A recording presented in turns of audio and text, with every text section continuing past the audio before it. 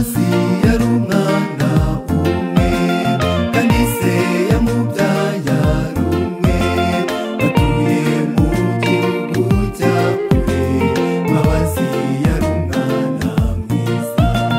Nzaguterwa n'umwanzi antera gucumura, ncirwa urubanza rwo gupfa kanishyirwe ku karubanda, nibwo Mbabazi yantabaye. Nari uwo gupfa burundu, nta mbabazi nari kugirirwa, ariko Mbabazi arandeba ati nzajya kumutabara. Abwira se ati data ndamukunda ntabwo yapfa, dore ndagiye kumukiza, nzagaruka muzane iminyago. Uwo Mbabazi namwitura iki? Uwo Mbabazi namuhemba iki? niyeguriye n'umutima wanjye kugira ngo awugenge. Ntutazi ibyo mu rukiko imbere y'umushinjacyaha, aho Yesu yahagaze agira ngo abohore umuntu. Imisumari yose n'ibiboko byinshi cyane nibwo Yesu yakatiwe, maze abambwa i Karuvari. Bene Adamu turatabarwa. Nari uwo gupfa burundu, nta mbabazi nari kugirirwa, ariko Mbabazi arandeba ati nzajya kumutabara.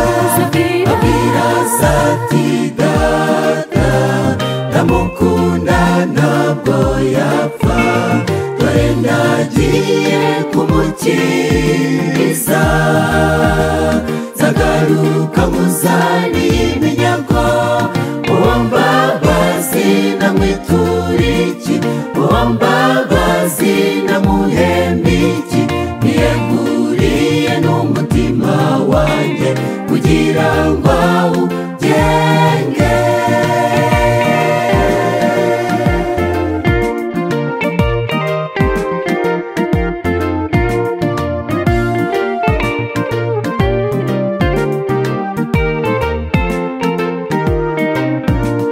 Mu gihe kitarambiranye abacunguwe twese hamwe, tuzateranira hamwe turirimba ko twanesheje.